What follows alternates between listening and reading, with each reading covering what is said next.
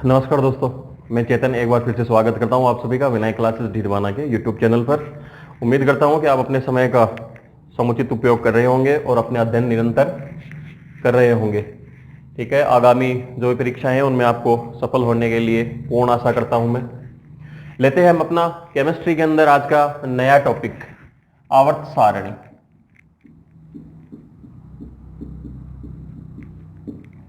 आवर्त सारणी, periodic table.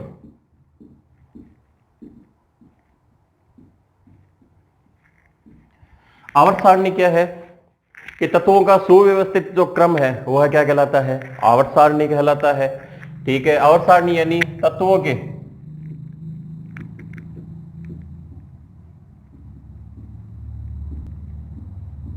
सुविधाजनक व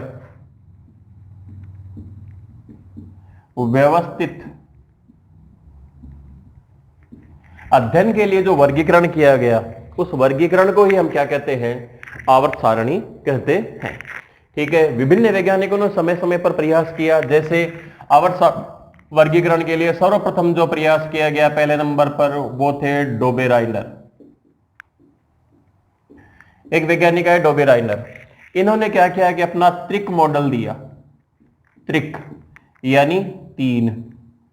ठीक है, यानी इन्होंने क्या किया कि 3 तत्वों के समूह बनाए।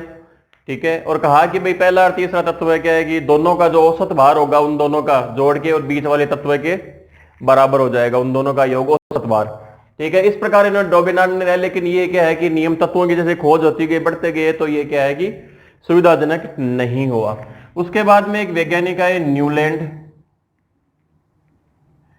इन्होंने क्या किया कि जैसे भारत के अंदर अष्टक नियम दिया इन्होंने, तो अष्टक के अंदर भारत के अंदर अपने क्या जोड़ा जाता है? 8 स्वर। ठीक है, संगीत के स्वर सा रे गा मा पा ध नी सा, यानी पहला और 8वां स्वर क्या होते हैं? समान। तो इन्होंने क्या किया 8 तत्वों के समूह बनाए। ठीक है, उसके बाद में क्या है कि पहला और 8वां तो समान, लेकिन आगे ये भी नहीं बता पाए कि भाई उसके बाद में क्या होगा। ये 3 के मॉडल बनाए, तो 3 ही त्रिक बनाए। उसके बाद में चौथा त्रिक जो है इनका वो भी फेल हो गया, नहीं बता पाए। न्यूलैंड में भी ये नहीं बता पाया। उसके बाद में क्या है कि सर उसके बाद में आए मेंडेलीफ। ठीक है, मेंडेलीफ ने क्या किया कि तत्वों को एकदम से सुव्यवस्थित तरीके से व्यवस्थित किया, जिससे क्या है कि उनका अध्ययन और आसान हो पाया। ठीक है ना, इसीलिए आवर्त सारणी का जो श्रेय दिया जाता है वो किसे दिया जाता है? मेंडेलीफ को। ठीक है, तो हम अध्ययन करते हैं आवर्त सारणी के बारे में। तो सबसे पहले आवर्त सारणी का जो सुव्यवस्थित रूप प्रस्तुत किया वो किसने किया? मेंडेलीफ ने। ठीक है ना, मेंडेलीफ की आवर्त सारणी।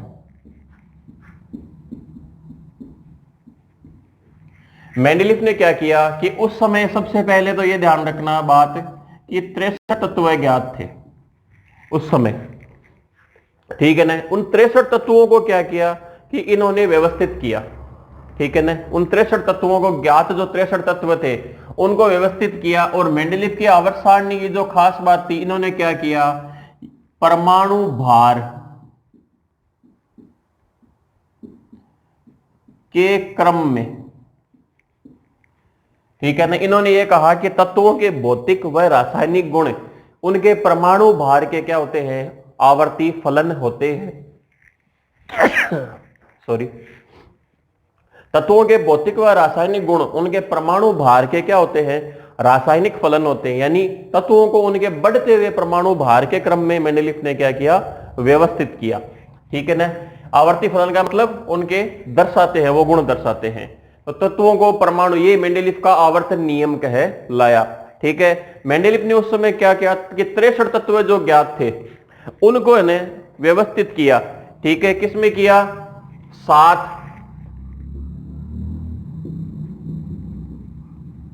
क्षैतिज लाइनों में और 9 ऊर्ध्वाधर कॉलम में। व्यवस्थित किया इन्होंने 7 क्षैतिज लाइनों में और 9 ऊर्ध्वाधर कॉलम में क्या किया? व्यवस्थित किया। ठीक है ना, जिन्हें क्या कहा गया, इन 37 लाइनों को तो मेंडलीफ ने कहा आवर्त, ठीक है, और खड़ी लाइनों को क्या कहा, वर्ग। तो अब देखो एक प्रश्न बनता है यहां पर, प्रश्न ये बनता है कि मेंडलीफ की आवर्त सारणी में कितने आवर्त थे, कितने वर्ग थे, ठीक है ना। तो ये प्रश्न आपके सामने बोर्ड पर अभी दिख ही रहा है आपको कि मेंडलीफ की आवर्त सारणी में कितने आवर्त थे और कितने वर्ग थे, 7 आवर्त और 9 वर्ग में। उस समय जो कितने तत्व ज्ञात थे, 63 तत्व, उनको क्या किया मेंडलीफ ने आवर्त सारणी के अंदर व्यवस्थित किया, ठीक है ना। मेंडलीफ की एक दूरगामी सोच भी थी, उन्होंने क्या किया है कि भविष्य में, ठीक है ना, यानी तत्वों के संदर्भ में भविष्यवाणी की, इसके लिए अपनी आवर्त सारणी के अंदर क्या छोड़े, रिक्त स्थान या खाली स्थान छोड़ा,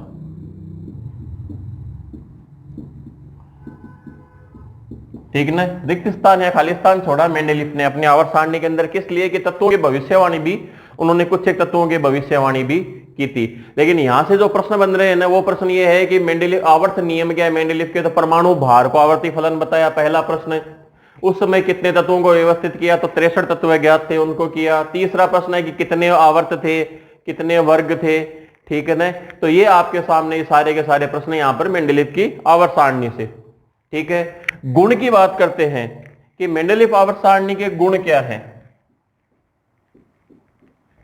यदि गुणों की बात करें तो सबसे पहले बात करते हैं मेंडलीफ के गुणों की, कि उन्होंने क्या किया कि तत्वों को अध्ययन के लिए, तत्वों का अध्ययन जो है वो क्या हुआ, सरल हो गया व्यवस्थित करने से, ठीक है ना। सबसे बड़ा गुण यही था कि तत्वों का अध्ययन जो था ना, उस समय तत्व ज्ञात हो गए तो उनका अध्ययन करना क्या हो गया, सरल या सुविधाजनक हो गया। यह सबसे बड़ा गुण था मेंडलीफ का आवर्त सारणी का, ठीक है ना। उसके बाद में क्या है कि उन्होंने यह व्यवस्था किया कि समान गुण वाले तत्व एक ही समूह में रखे, जिससे क्या हो कि उनके गुणों में अध्ययन करने में क्या हो, आसानी हो जाए, ठीक है ना। इसलिए समान गुण वाले तत्वों को एक ही, क्योंकि परमाणु भार के क्रम में बताया, उन्होंने कहा कि निश्चित अंतराल के बाद में क्या होता है कि पुनरावृत्ति होती है तत्वों की, ठीक है, गुणों की पुनरावृत्ति होती है। इसलिए उन्होंने समान गुण वाले तत्वों को क्या रखा, एक ही समूह के अंदर रख दिया, ठीक है ना। और इससे मेंडलीफ की आवर्त सारणी से क्या हुआ कि तत्वों की प्रकृति या फिर उनकी संयोजकता के बारे में भी अध्ययन का आसान हो गया, अध्ययन करना, ठीक है ना।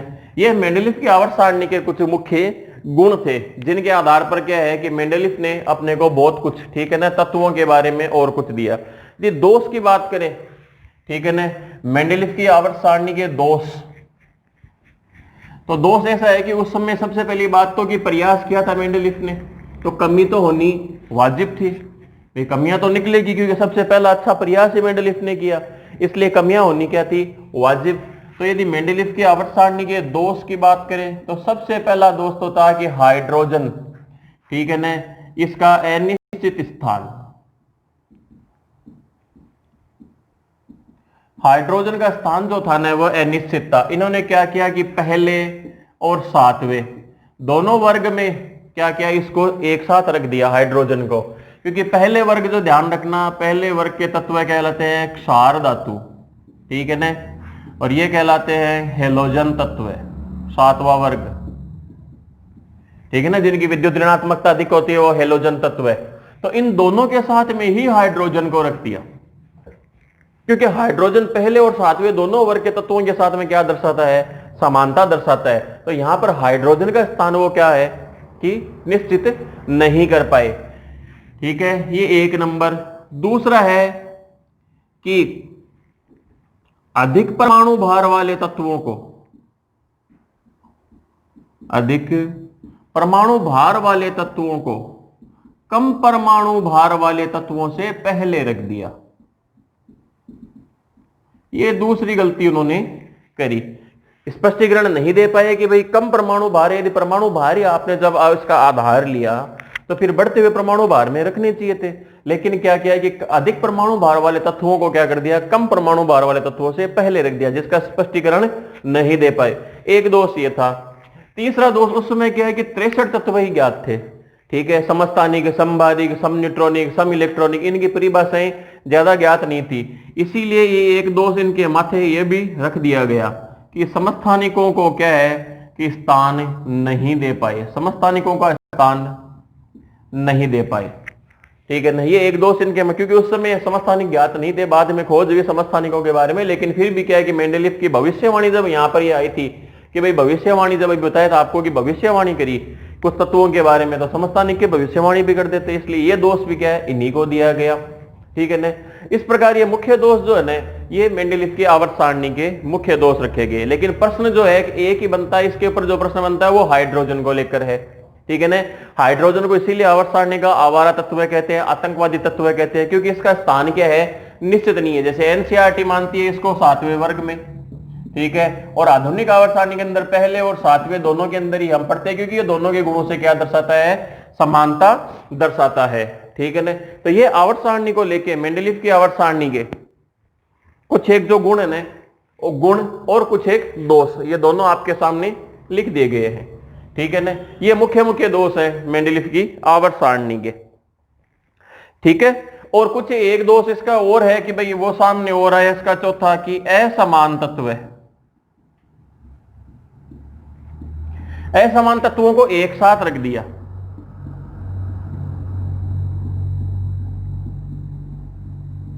एक साथ रखना कैसे, जैसे लिथियम है, सोडियम है, पोटेशियम है, ये सब क्या है अधिक क्रियाशील तत्व है। इनको क्या किया कि कॉपर है, सिल्वर है, सोना है और अब गोल्ड।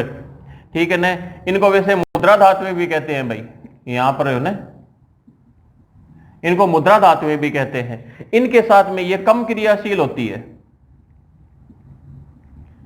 अब इनके साथ में क्यों रखा, जबकि गुण तो ये था कि समान गुण वाले तत्व एक ही समूह में रखे थे कुछ एक तो, लेकिन इनको क्यों रख दिया ये भी स्पष्टीकरण नहीं दे पाए। तो ये थे मेंडेलीव की आवर्त सारणी।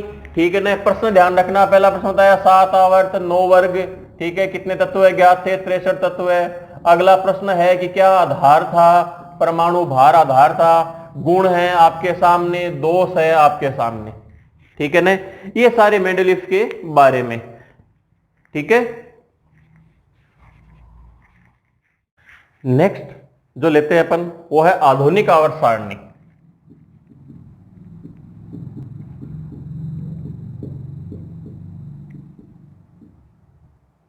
आधुनिक आवर्त नियम या आधुनिक आवर्त सारणी, देखो ये दी गई हेनरी मोजले के द्वारा।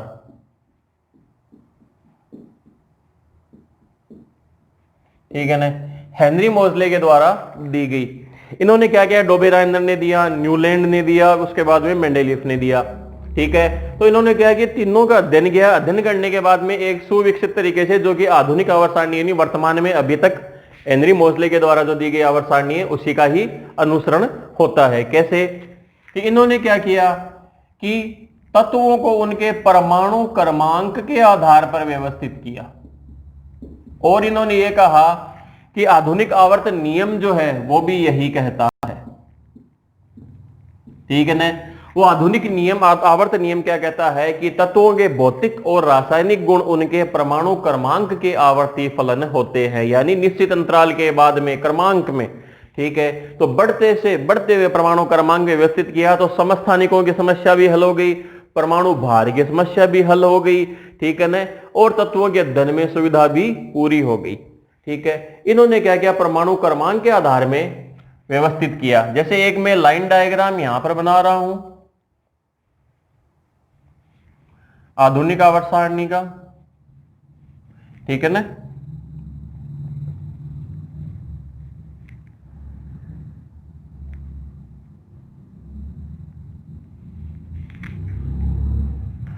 ये आधुनिक आवर्त सारणी, इधर पहला और दूसरा। ठीक है, ये 3 से लेके 12 और ये 13 से लेके 18। ठीक है ना, इस प्रकार ये वर्ग बांटे। ठीक है ना, और ये 7 आवर्त बांटे। ठीक है ना, तो आधुनिक आवर्त सारणी के अंदर कितने तत्व कितने में विभाजित किया, तो 7 तो किया आवर्त में विभाजित, और 18 किस में विभाजित कर दिया, वर्ग में। यानी आधुनिक आवर्त सारणी के तत्वों को 7 आवर्त और 18 वर्ग में क्या किया, विभाजित किया गया। ठीक है ना, ये एक लाइन डायग्राम आपके सामने समझाने के लिए बनाया है। ठीक है ना। अब देखिए इसके अंदर क्या किया कि आवर्त की यदि हम बात करें 7 आवर्त, ठीक है ना, आवर्त, तो पहले आवर्त के तत्व है, ठीक है ना, पहले आवर्त के अंदर 2 तत्व रखे गए, ठीक है। दूसरे और तीसरे आवर्त के अंदर 8 तत्व रखे गए, ठीक है। और इन्हें क्या कहा गया, लघु आवर्त कहा गया, ठीक है। दूसरे और तीसरे आवर्त में इस प्रकार आवर्त चलेंगे भाई, ये इधर, ठीक है ना, ये आवर्त चलेंगे इस प्रकार। चौथे आवर्त और 5वें आवर्त के अंदर कितने तत्व रखे गए, 18 तत्व रखे गए, ठीक है। छठे आवर्त के अंदर 32 तत्व रखे गए जिसे दीर्घ आवर्त कहा गया। और 7वें आवर्त में, ठीक है, 26 तत्व रखे गए, ठीक है। इन 26 में से ध्यान रखना 20 तत्व क्या है, कृत्रिम है या फिर संश्लेषित तत्व की श्रेणी में आते हैं, ठीक है। इन 26 में से 20 तत्व है, ठीक है। और इसी के अंदर क्या आ जाएंगे, परमाणु क्रमांक 90 से लेकर 103, यहां पे लिख देता हूं, ठीक है ना। सारे प्रश्न में शॉर्ट के अंदर एक साथ ही बता रहा हूं आपको। इन तत्वों को क्या कहा गया, एक्टिनाइड, ठीक है ना, या फिर इसका दूसरा नाम है ट्रांस यूरेनियम, ट्रांस यूरेनियम तत्व भी कहा जाता है इन्हें, ठीक है। ये एक्टिनाइड 90 से लेके परमाणु क्रमांक 90 से 103 तक के तत्व थे, वो एक्टिनाइड कहलाए। और इन्हें क्या गया, ट्रांस यूरेनियम तत्व भी कहते हैं। देखिए आपके सामने आवर्त 7 है, सातों आवर्त की एक साथ ही आपको यहाँ पर शॉर्ट एंड स्वीट दे दिए। प्रश्न कितने बने, तत्वों की संख्या पूछेगा और कोई प्रश्न बनने लायक है नहीं।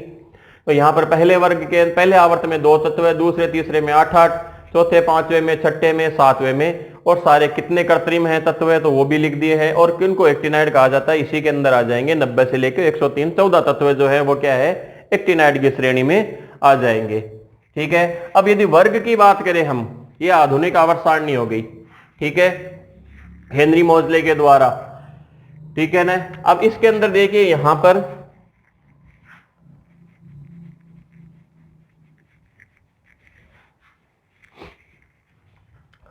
ये बायां और ये दायां, ठीक है ना। तो यहां पर इसने क्या किया कि संक्रमण तत्व जो है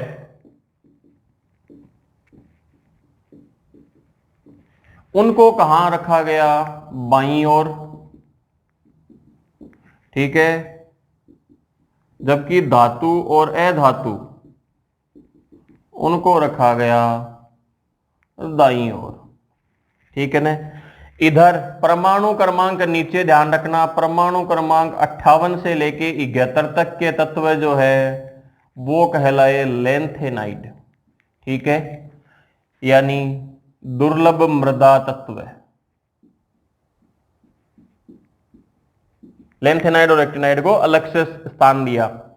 और 90 से लेके 103 तक के तत्व कहलाए एक्टिनाइड, ये यहां पर दे दिया, ठीक है। अब वर्ग की हम बात करेंगे, ये तो थी आवर्त के बारे में। वर्ग की हम बात करें 18 वर्ग, तो शुरू के जो 2 वर्ग है उनको क्या किया कि इलेक्ट्रॉनिक विन्यास के आधार पर, ठीक है ना, जब आवर्त सारणी का स्वरूप बढ़ता गया तो इलेक्ट्रॉनिक विन्यास के आधार पर 4 खंड में विभाजित किया, ठीक है। वो 4 खंड कौन से थे, एस, पी, डी और एफ, इन 4 खंड में विभाजित किया। तो जो शुरू के जो 2 वर्ग हैं इन्हें तो क्या गया, एस ब्लॉक तत्व है, ठीक है। 13 से 18 तक के क्या रखे गए, पी ब्लॉक तत्व है, इनको रखा गया डी ब्लॉक तत्व है, और इनको रखा गया एफ ब्लॉक तत्व। ये आपके सामने सारे प्रश्न आराम से देखते जाइए, ठीक है ना। एक भी गलत नहीं होगा, प्रश्न पूछने आवर्त सारणी से जो प्रश्न पूछेगा वो गलत नहीं करोगे, इसलिए देखते जाइए आराम से, ठीक है ना। सारी देखिए लाइन डायग्राम है, ये आपके सामने बोर्ड पर लिखा हुआ वर्ग, ठीक है ना। वर्ग के अंदर ये पूछ लिया आपको एस ब्लॉक तत्व है, वर्ग कौन से आते हैं, डी ब्लॉक में कौन से वर्ग आते हैं, पी ब्लॉक में कौन सा वर्ग आता है, ए ब्लॉक में कौन से तत्व आते हैं, लेंथेनाइड और एक्टिनाइड। लेंथेनाइड 58 से 71, ये 90 से 103, 14 14, टोटल तत्व कितने हो गए 28। ठीक है, बाकी ये तत्व आपके सामने वर्ग और आवर्त की, ये आवर्त आपके सामने है सारे के सारे। ठीक है, ये देखिए। और एक इंपॉर्टेंट जो प्रश्न इससे एक और बनता है, वो क्या बनता है कि वर्ग में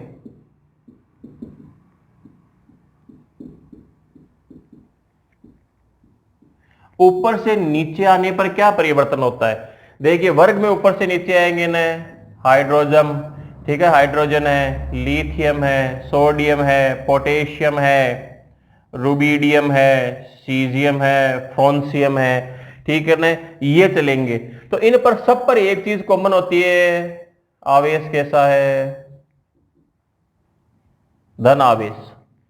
ठीक है ना, और आवेश का मान भी क्या है, एक है, संयोजकता का मान। तो सबसे पहले एक वर्ग में, ठीक है ना, एक वर्ग में हम ऊपर से नीचे आएंगे तो आवेश का मान क्या रहेगा, समान रहेगा।